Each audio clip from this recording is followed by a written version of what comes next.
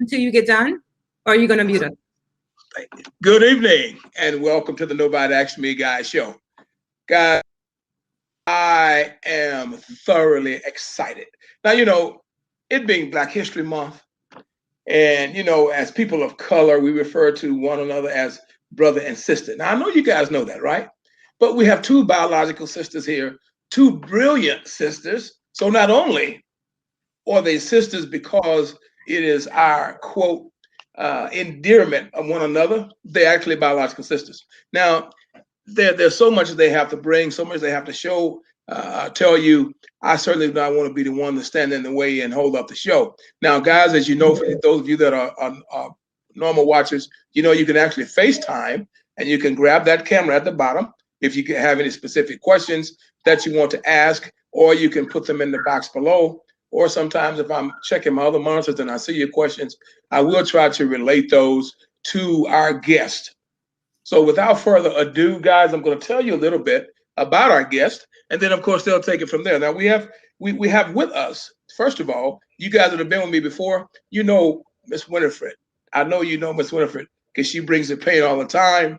And we're introducing not only Miss Winifred Winston, but her sister, Miss Audra LeRae Upchurch. Now, Audra, at the bottom here with the, if I might call, with the red hair, if I can. Audra LeRae Upchurch is an award-winning six-time Amazon best-selling author, speaker, and entrepreneur who encourages men and women to find their voice and shape their stories with a passion to support leaders with a clear vision, create meaningful manuscripts. Audra understands that owning and sharing our individual truths is an important ingredient if we are to leave a lasting legacy. Now, this is just a tidbit. And again, just to bring you guys up to date with Winifred. And Winifred is a dyslexia advocate, best-selling author, enthusiastic speaker, and founder of Dyslexia Advocation. After working for a public school district, serving as an administrator of a special education school, and going through the special education processes with her daughter, Winifred quickly realized African-American parents lacked accurate information about dyslexia interventions and instructional strategies. Not wanting another parent to experience the challenges she faced, her mission is to equip parents with the necessary tools to help their children become successful readers. See what I'm talking about? This is just a tidbit. So, guys, allow me to officially introduce you to not only Miss Audra LeRae Upchurch, but again to Miss Winifred A. Winston. Good evening, ladies. Hey, thanks, Marvin. Well, listen, ladies, we talked about a litany of things uh, during the onset of trying to schedule this program about family dynamics, about family dysfunctions, about writing books, about just life in general. And I know many times there's so many, I use the word cookie cutter. There's so many cookie cutter questions, what prompted you to write and all of that. I'm not going to bore you with that. But what I would like to start off with talking about this evening, if either one of you feel free to take the first question. If you are or asked by anyone, stranger, etc., what is your main interest in life? What might that be? Ooh. Um, for me, I just it makes me think about happiness. I've always wanted to be happy, and I have hanging up in the house. Happiness is a journey, not a destination. Mhm. Because through all the trauma, through all the pain, I just wanted to be happy. Like, why is it so hard to be happy and just enjoy life? So for me, happiness. Okay. It would be happiness. I think for me, it's helping others share their authentic story. I think as a people, we've been conditioned to put up a face, and most people that you meet are not living the life that they truly want to live. They're living the life that they've been told to live. And I think if more of us were able to tell our authentic story and be our true selves, we would have that happiness that my sister talks about. Great. Ladies, as you share that, be happy, authenticity. Those are two very, very powerful words. And of course, we know, we can take it connotatively and do what we think we wish to do with it. But if we encounter as caring, loving human beings, if we encounter those close to us that are missing out on that happiness, missing out on that feeling good about ourselves, what would you suggest we do as individuals? I mean, I'm not looking for a psychological analysis of anyone, but just off the cuff, as well as I do, a lot of time people just want you to listen, and they don't mind just a little advice. So what might you share if I came to either one of you today and said, you know what, ladies, I'm excited about you being here, but I'm a little down today. What might you say to me? Okay, I'll keep this going. And Melvin, your audience is just getting introduced to me, so I might as well just jump on in. Jump on in. Jump on in. Those that know me know I'm a straight shooter. And so those I know say that they're feeling down or that they're unhappy, I tell them to choose. Okay. Happiness is a choice. How we feel each day is a choice. That was a lesson I learned 35 years ago when I was 15 and homeless living on the subway in New York City. So how you feel, truly how you feel when you wake up in the morning is a choice. None of us are victims, and we have control over the life we live. So it's really about making the choice. Well, I would ask more because when I think about it's a choice, but for those that have mental illness and they're struggling, it is not that easy because you always have these things in your head telling you you're not good enough, or you have anxiety and you're overthinking things, and it's just not that easy to say, I'm going to be happy today. If there's a chemical imbalance, you've got to do the work to be happy. We don't like to go to therapy. We don't want to talk to professionals. And I've had friends, talk to me and confide in me. And at some point I have to stop them and say, look, you need a professional. I'm here to listen. I'm your friend, but I can't help you.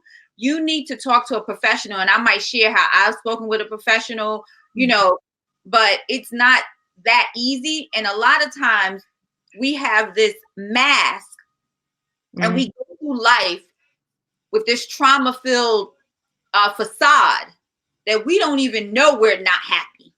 We're just putting on this fake front. So I try to ask questions, and talk to them on more than one occasion. And then I say, look, you need to talk to a professional because I struggle with dysthymia, which is long-term mild depression. So people will see me and I'm smiling and I'm upbeat, but it is a struggle some days. So I think it's a little more work for folks to be happy, especially when there's mental illness, because you don't control that. But Wendy, isn't that even a choice as well? Even if you recommend someone to go to a therapist, they have to choose to go. Right? You can give them every example under the sun. You can talk to them from sun up to sundown, but until they choose, they're not going to go. But some people don't even have those conversations. People don't talk about that.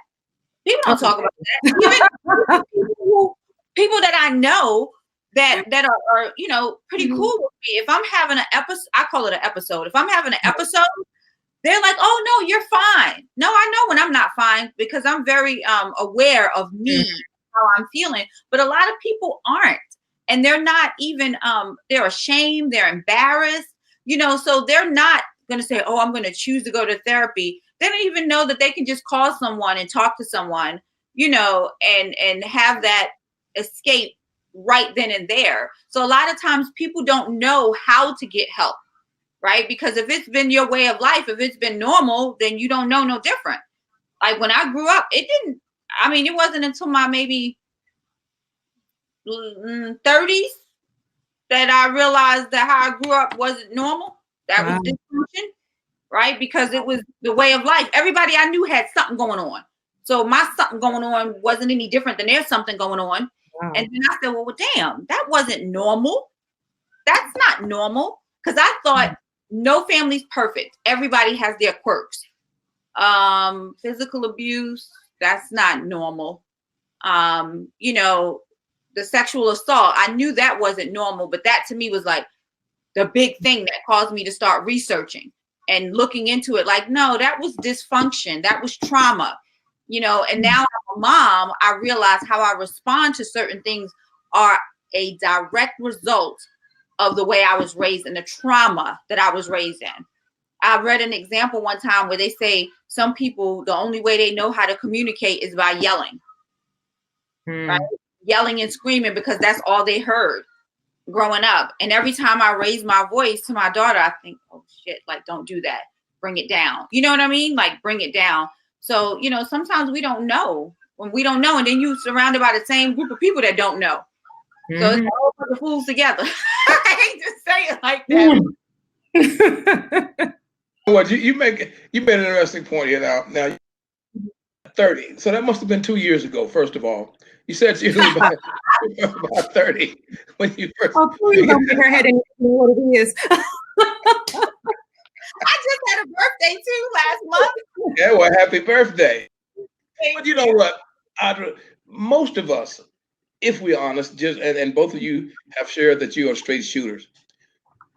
Most of us, if we're honest, especially in our quote black families unquote, is that, you know, it's always been taboo. You don't talk about things that happen in the house. You don't talk about anything that transpires, but many times you are dying inside. Absolutely. What would you think as we talk about family dysfunction and reaching out and knowing to seek help?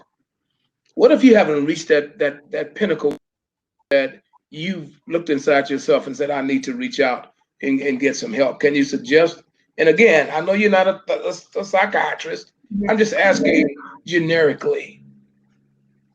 If someone reached out to you and they needed psychological help, I would recommend they contact a therapist. I don't delve into areas that I'm not licensed in. I always say I'm not a therapist, nor do I play one on TV. Okay. And I understand that sometimes when a person's at rock bottom, you may think you're helping them by what you're saying, but because you're not trained, you could be taking them down a different path that you didn't intend to. So I don't delve in those deep conversations. I would refer that they get some assistance. Now, there is an organization that I love their approach and their methodology called Internal Family Systems, IFS. And I love their approach, their therapy model, because there's nothing traditional about it. And I think it's a great model for a lot of African Americans to embrace with their trauma. So I would look up maybe an IFS therapist in their area and recommend that they go. But again, it's their choice. My mother suffers with mental illness and has since I was a child, which is why I was homeless at the age of 15. And so my sister, who passed away last year, also suffered deeply with mental illness. So I personally understand what it's like to live in a household with people who suffer with it. But I also understand they have to choose to take the medication. They have to choose to go to therapy. They have to choose to make a change. And if they don't, then it's up to their relatives and those that love them to take some legal action to get them some assistance. Wow, you know, that is very, very, very interesting that you would share that last piece, especially. It's up to the persons that love them to take some legal action to get them some assistance. And I can't tell you guys how many times, as a former educator, is when we talk to parents about trying to get little Johnny some help. And, you know, I was always high school, so little Johnny was no longer little Johnny. But, well, you know, you have to, you know, they have to decide they want to go. And it's very difficult to get people to understand what you've just said. You know, that they are destructive. They are ruining their lives. They're ruining your life and everybody else's life. And they're just going to flop around out there until they're dead. And that's an ugly analogy, but unfortunately, many times it bodes to be true. But, you know, my mom was at the hospital. My mother was 88 pounds.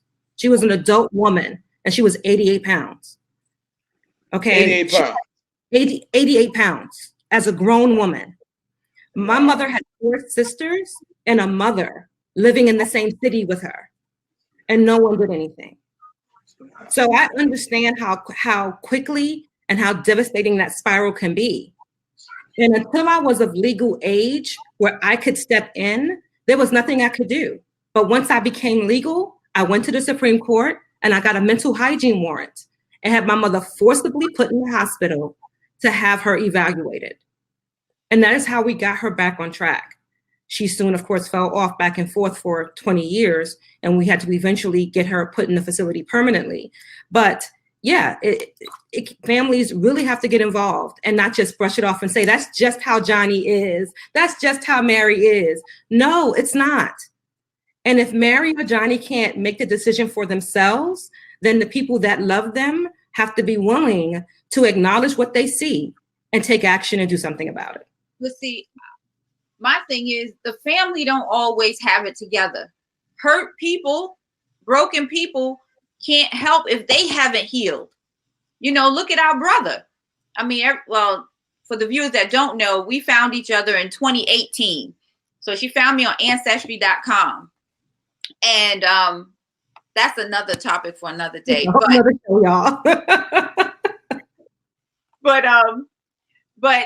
she found me on Ancestry.com, and we both grew up in Brooklyn, New York. You know, she's spoken about her homelessness and her mother with mental illness. Well, we have a brother that we share that suffers from mental illness, and he sexually assaulted me when I was 18. So when I go back to how he was acting in the house, he was schizophrenic, and we didn't know. My mother was a nurse, and to my knowledge, she didn't know. She did not raise him, right? So when he started acting weird, we've got some other siblings over here that suffered from bipolar and depression, and they used crack and alcohol to cope with it. So when folks use negative coping mechanisms, they start drinking, they're alcoholic, they're a crackhead. You know, my mother, you know, was supporting her children and trying to help them, but enabling them. There's no getting help and counseling and all of that. The 80s and crack just hit our family hard. Mm-hmm. But when my brother was going through this, I was 17. I was from 14 to 18 is when he was led up to him trying to sexually assault me. Right. So at 14, I'm like, this is my brother.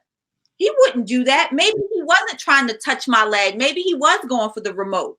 And the more I spoke up and the more I told my mother, the more she shut down. Then when the night happened, he tried to rape me. My mother is like, I'm going to lose everything. How am I going to help my daughter? How am I going to help my son? And as I went through the healing process, that's when I learned that my mother was broken. So when I was telling her these things he was doing, it was triggers for her. And that's why she was shutting down, closing down, not talking about it, you know, not even giving me eye contact when she could see that I'm damn near in tears. I'm upset because that was a trigger for her. So you have a house full of broken people, a house full of mental illness. My mother tried to tell my brother, you need to get help. He held her up by the neck on the wall and her feet were dangling. Wow. Okay? So like sometimes it's not that simple as, oh, okay, we're family. We're going to step in here and do X, Y, Z. Because when my mother died, truth be told, they're my siblings. I did not give birth to them. I had to live my life. So I wasn't going back to see, are you going to stay in rehab? Are you clean yet? Are you, nope. I gave a lot to my nephews because they were children, but those adults, no, they were adults. But that's why, Wendy, I think it's important that people could tell their stories, be able to tell their authentic stories, because there could be someone out there. For example, if it was easier, right? If it was more commonplace for people of color to share their stories of trauma and mental illness, the stigma wouldn't be so binding. The stigma wouldn't be so crippling, right? So it would facilitate the conversation for folks to get the help they need, or for them to consider options they probably wouldn't consider because of the shame.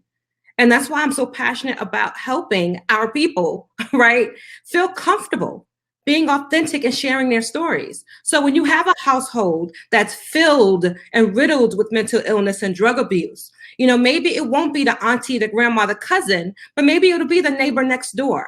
Maybe it'll be the relative that lives down the street. Maybe it'll be someone else because they've read stories and they've recognized, oh, I know what's happening there. I only had one teacher in my life growing up that questioned my mother's mental health. One. And I remember her pulling me out of the hallway at Lefferts Junior High School on Empire Boulevard and asking me, is everything okay at home? But as a kid, I knew things weren't right, but I was so terrified to tell this teacher the truth. But I was a nerd, right? I was a reader. So had I even read a story of a young girl like me who had a mother like mine, maybe I would have told this teacher the truth. And maybe I could have been rescued from the life that I wound up living.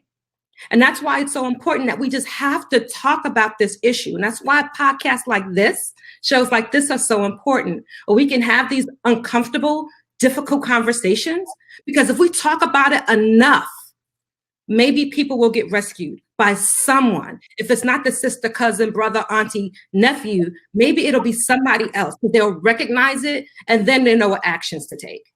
Even when Audra found me and I was calling my older siblings and our nieces to like tell them about her, one of our nieces said, well, don't tell her, all about the family, don't tarnish us. I said, I'm a grown woman and I'm going to share my experience and my story with her. She's smart enough to decipher and figure things out for herself. Even then, and this is our sister. So this is family, right? This is family. Don't tell her this and don't tell her that. I said, I can tell her whatever I want to tell her, so therein lies, oh, let's keep it a secret. Let's not say anything. So yeah, I told her she needed counseling though.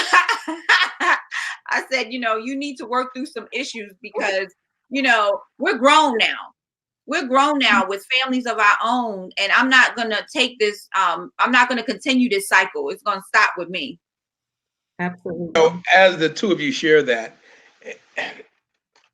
would you mind talking a little bit about how you actually, if I can use the word, ran into one another on Ancestry.com? And can you talk about that just a little bit? I just want, because I just shared this story with someone today, and we wound up crying on the phone. Wendy always says I'm a baby, but it is what it is, right? I am a non-New Yorker. Okay, so in 2018, I was launching my second anthology, Unchain My Legacy.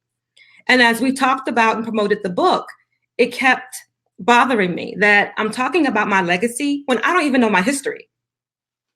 At the age of 14, I found out that my mother's husband was not my father. And, being nosy and inquisitive kid looking through papers I probably shouldn't have looked through. But by that point, my mom's mental illness was really in a bad place. And getting answers from her was basically not going to happen. So I had a name. I had his name, and I found out I had that kind of twisted. I had his middle name as his last name. And I had little details, that I had an uncle that had a dry cleaners down the street from where we lived, that he drove a cab. I had little details about who he was, but not much else. No picture, no nothing. So at this point, when the book was about to launch, I said, I don't know how this is going to happen, but I will find my father this year. Before this book goes to print, I'm going to answer this question. And so I did a DNA test on Ancestry.com. And it took forever for those results to come. Like, I was like, they so wrong for this. What is going on? I kept checking. Finally, it took about 8 weeks, y'all. That's just not right. Somebody needs to write Ancestry and tell them to speed up their process a little bit. So finally, I got the answer. I had a match, and she was pretty high up on the ratings. So they list your matches by chromosome match. And she was right beneath my daughter, but above my first cousin. So I'm like, okay, who is this person? And of course, she didn't use her real name. She used a username. And so we had to do some searching and track her down. And the next morning, that information was found. And I was sitting at the hairdresser and got the courage to call her. And we talked. And I had the whole salon crying. I'll let you tell me. Okay. I I can imagine because you're getting a lot of teardrops now on these monitors here. But go ahead. I had signed up for Ancestry in 2017. So this was April 2018 when she found me. I signed up because I watched the show, The Book of Negroes. I think it came on as a series, but I watched it. They played it all together. And I was fascinated because that movie had someone, slave trying to go back to Africa. None of the shows showed someone trying to go back. So I was like, well, where am I from? You know, because she just wanted to go back. So I got my results in December 2017. I don't even believe I looked at who you could be related to. I don't know if I even looked at that feature. I just saw I was mostly Nigerian first, and then it switched. And I was like, dang. So I never logged back on. I didn't log back on. I just got my DNA results, and that was it. And then maybe a couple of months, a third or fourth cousin, close to nothing. That's how my mother would call him. Reached out to me. He was in Harlem, and I'm like, oh yeah, he was our great uncle's grandson or something like that. Mm-hmm. And I thought, oh, this Ancestry is cool, but I still never logged back in because I think his messages came to my email, so it still didn't require me to log into the account. Fast forward, I get a message on Facebook through my business account, and it's like, oh, my name is so and so, and I'm trying to help someone find you, blah blah blah. I'm like, she think you might be her sister or something. I'm like, okay. I grew up in the days of pen pals. I still have them, 2 of them. We've met, and that's how we found each other. Word Up and Right On magazine. So I was like, fine. And what I didn't know, and we talk about this all the time, I look back and I was so insensitive because I just was like, oh yeah, he dead. He died 6 years ago. I didn't go to the funeral, and she was crying. I said, girl, save them tears. Once you learn about this family, you can fill up a bucket. What the hell I was thinking. Tell them about the picture, Wendy. Tell them about the picture. And so then I just started sending her pictures. Like I sent her the obituary. I'm like, you got 4. Wait a minute. 1. I always have to count now. 1, 2. Okay, 2, 3. You got 4 brothers, 3 sisters, and she doesn't have any brothers from her mom's side. So she was so excited. She had brothers and all these sisters. I'm like, you have a plethora of nieces and nephews, and she have a niece that's close to her age because our oldest niece is older than me. So I started sending her all these pictures, and then she started crying harder because she had never seen a picture of him. And I told her our grandmother was half white. That's why she don't have a top lip. But let me pause you for a second. I can't tell you how I didn't realize the depth of the hole that was there. Though, of course, I'm sad that I didn't get to meet my biological father, and he passed before, finding this stuff out. But getting these answers has filled such a hole because I look so much different than the sisters I have with my mom. There were 3 girls, and I was the baby. So, and now I have a little sister. It's so cool. But like I have a gap between my teeth. She's getting her now with braces. It really annoys me. But, and they used to tease me when I was little because of my features. Right. And so to find these things out, I can't tell you how it made me feel and how connected I instantly felt the moment we met. Yeah, and we look more alike than all of the siblings. Yeah, you guys definitely look alike. And she looks a lot like our dad too, because sometimes when certain pictures she posts, I'll call her Fred Jr. One of our even our younger brother, he was skeptical. Shit, he probably was skeptical of me. I'm like, nah, they were married.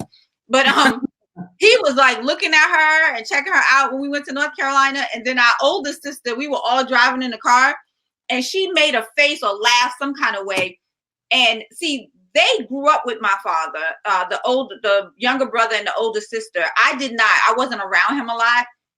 So Audra did some kind of laugh or something, and my sister yelled out. We thought maybe it was a deer or I hit something. We like, oh, what happened? Oh my God, I saw Daddy. And she just was she was just like in disbelief, like, oh my gosh, like she really favors him and his mother, our grandmother. So we went to North Carolina, and she got to meet more siblings and nieces and a nephew. And they tried to find his burial plot where they laid them to rest or whatever, but I wouldn't get out of the car. It was cold.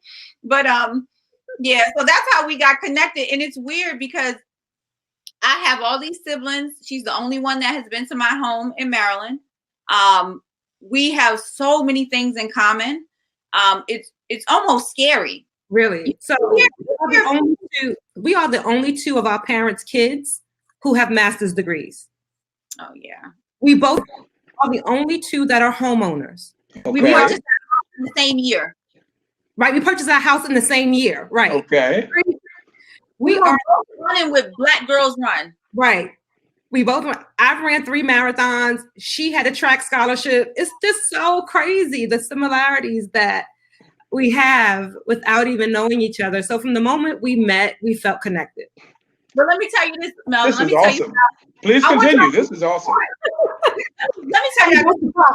I was operating a career consulting business for 10 years. And then I had my daughter, and then online businesses changed, right? You got memberships, digital products, or whatever. So I'm talking to her and I'm like, yeah, I want to write a book. I just paid this book coach, but I've had 2 floods this winter. I got a lot going on. I wasn't able to get it done. And I said, yeah, and I operated my own business and now I want to change it. I said, I'm not sure if you know about this, because a lot of my friends didn't really understand what I did business-wise and how you can have a home-based business and the things you can do online. So I'm like, yeah, I'm thinking about maybe a membership platform or something. I don't know if you know about this. I am a 4-time Amazon best-selling author, and I just quit my 6-figure job, and I am a full-time entrepreneur. And I run a business like that. But when she said all that, I was like, you do what?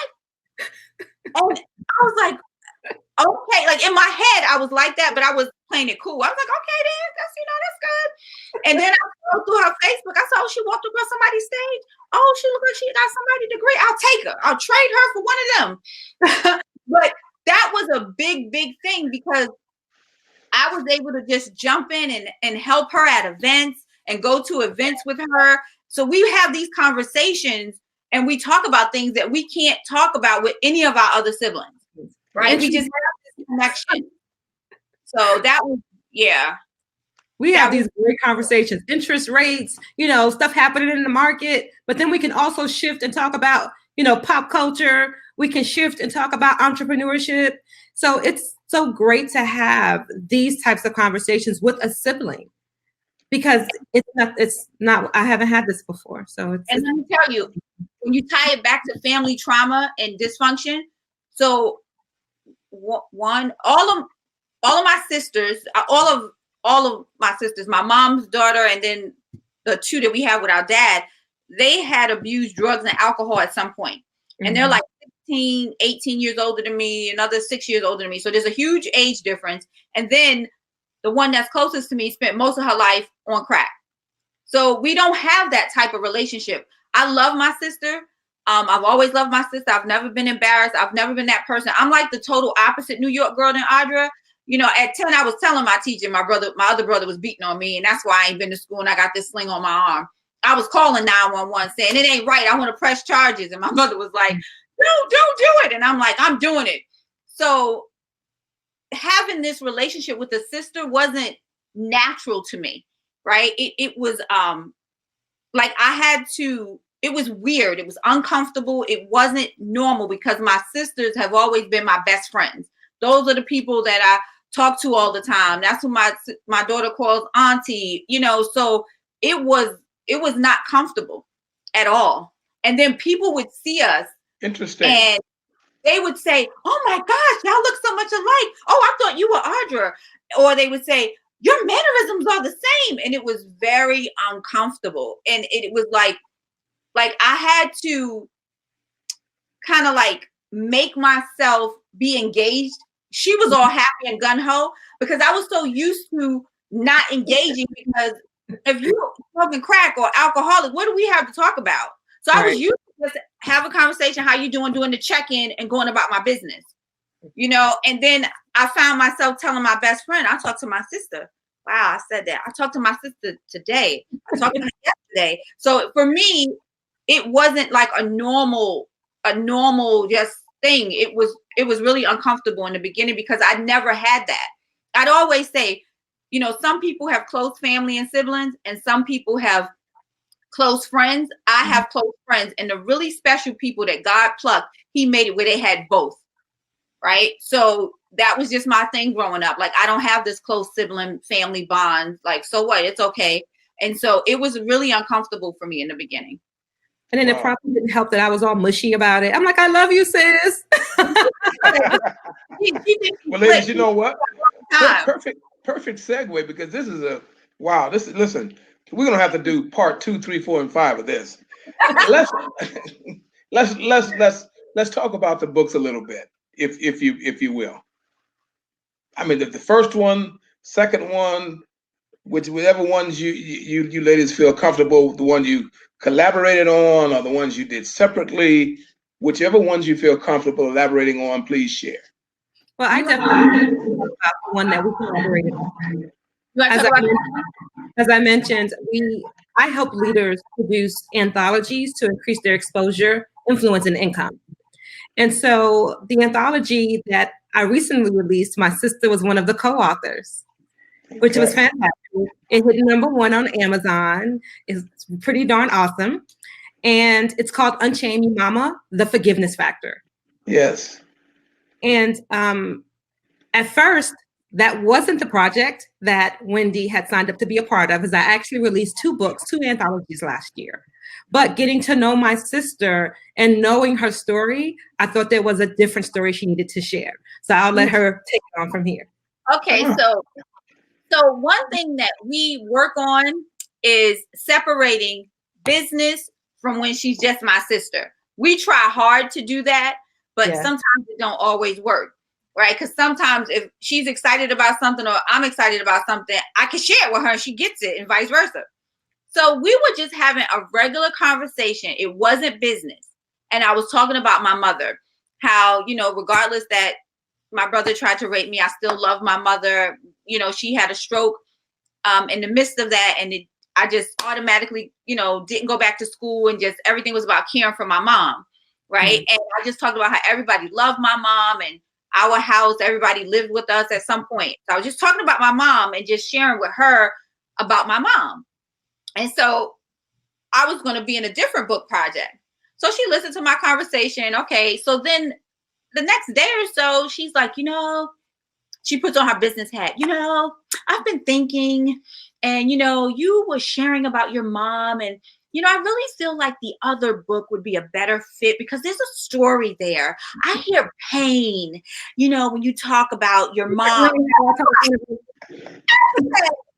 our personal conversation and spit it into me being in the upper book.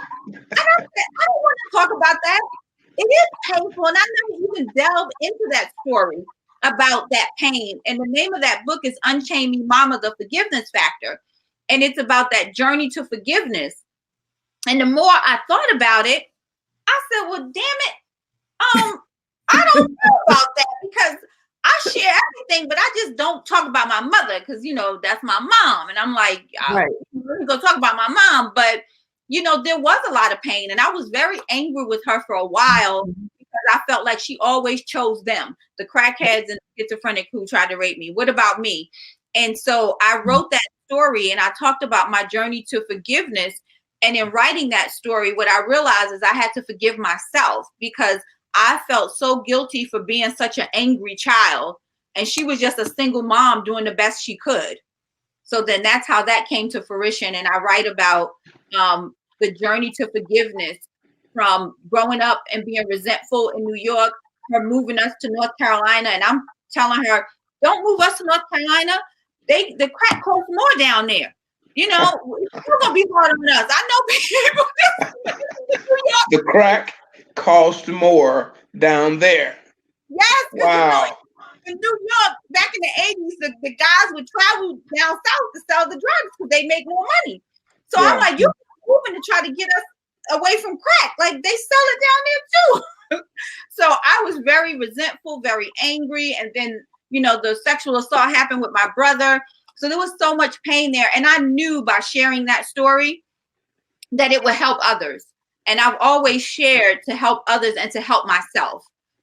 We know that Monique, the comedian, her brother sexually assaulted her, and she's still very angry because that plays into why she was mad at Oprah, because Oprah interviewed the brother or some family members, and people don't talk about incest. They don't talk about being molested by family members. And that's something that I talk about. And our siblings, they don't want to hear it, but I tell them blow by blow. I tell them about the whole night that happened, and now it's in the book. They can read it. But I always talk about it because I said it won't. I'm breaking the cycle. Absolutely. I'm breaking the It has cycle. to be broken. It has to be broken. Yeah, it has so to be broken.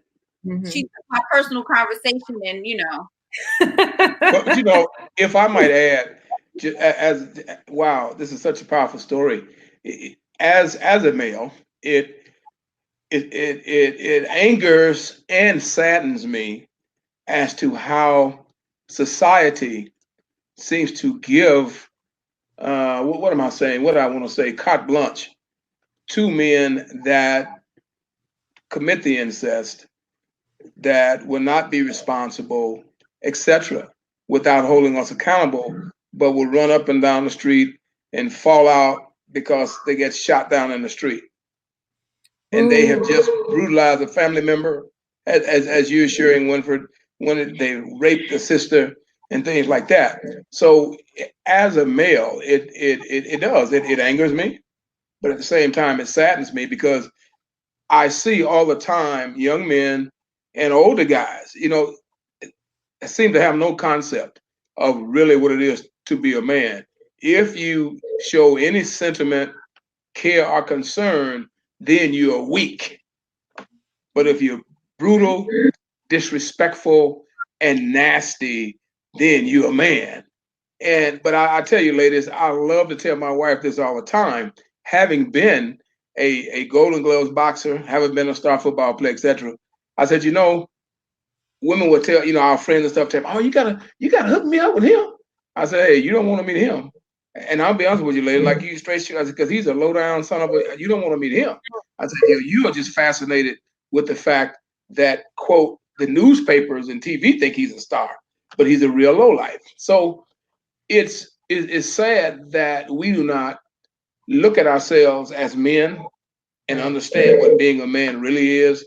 And it's sad that other men do not try to train our men and our boys. And people say, well, what is a man? And you ask a man, you ask 100 men, what's a man? And then they'll give you 100 definitions.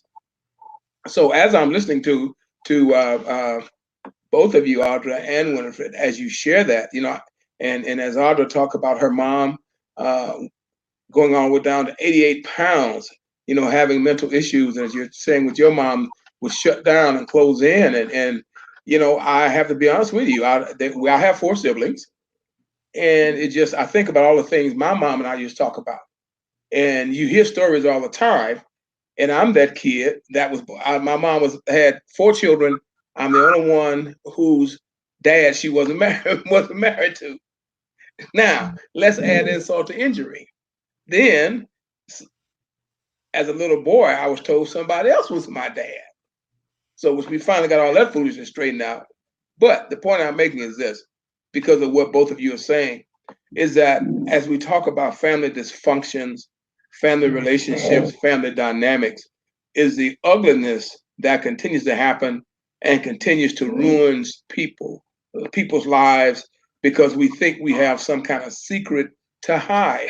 And you said it also, Winifred, as you say, your other siblings were saying, well, don't tell her all that. In essence, can I paraphrase? Don't tell her all of the dirt and how dysfunctional we are.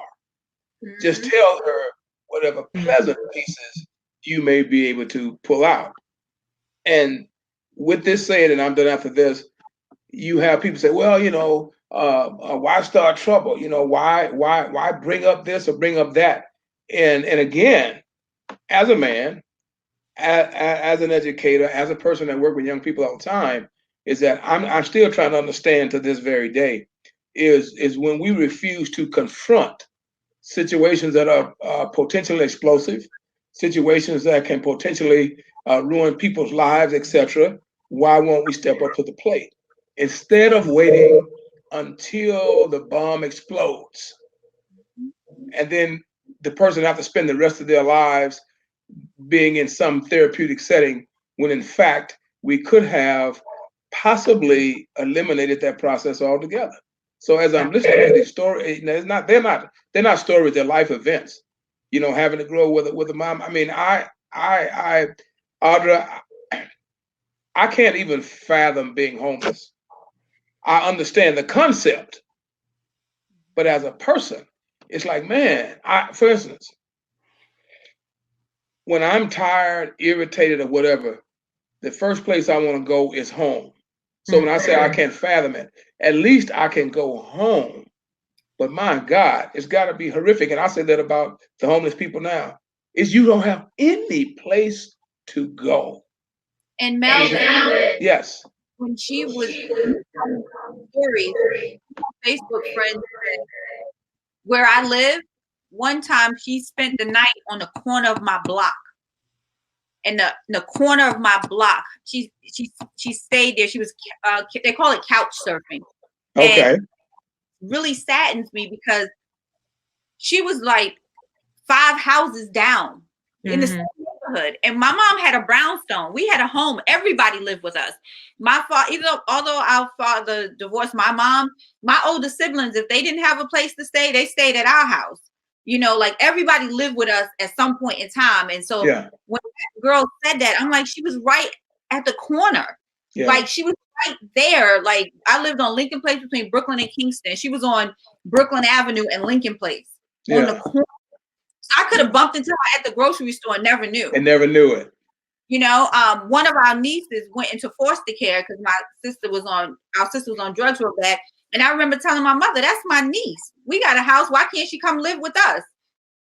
There's just no way, had we known about Audra, that she would have been couch surfing. I would have been in my room because the two of us would have been trying to hide from everything else that was going on. But that also was really sad. And because my dad took me and our brother, you know, he would have took her. She might have been down south, but he would have taken her. You know, she wouldn't have been homeless. Yeah. So that makes me really sad that we were right in the same neighborhood. Yeah. And I would have been like, that's my sister. She is gonna stay here. Well, I tell both of you ladies what I mean. My hat is off because wow. Again, allow me to say, people have all kinds of opinions about what someone should do, and their life should have gone like this, and their life should go on like that. But in very simple terms, and I didn't coin the phrase, but they don't know your story. Absolutely. They just see a finished product, you know, and wow. Well, listen, ladies, I'm being selfish because I'm enjoying this so much. I really hadn't planned to keep you but about 30 minutes. Like we're going over that. We're going to have to schedule again and talk some more about those books and about the book writing services and things like that. I am an amateur author myself, Ms. Audra. I've written several books, and my latest one is called Mothers and Their Smen, an introspective look at mothers rearing their sons. And that's another story that we have to talk about some other time. And but ladies, listen. It's been great. And if you have any parting words you want to say, but I'm telling you, once we get done with this show, we're going to schedule to come back again. Absolutely. Well, thank you so much for having me. And thank you, Winifred, for even extending this invitation and telling me about this amazing show. Anytime I get to hang out with my sister is a good day. So I'm just thankful to have this time, because all of these things we're doing right now, guys, these are new memories for us. These are new things for us. And we're establishing a whole different legacy. So I am excited just to have this. This is our first interview together. So it's pretty dope. It is. Right. So it's pretty dope experience. I am so happy and so thankful. And for those of you guys that want to keep in touch, my website is audraupchurch.com.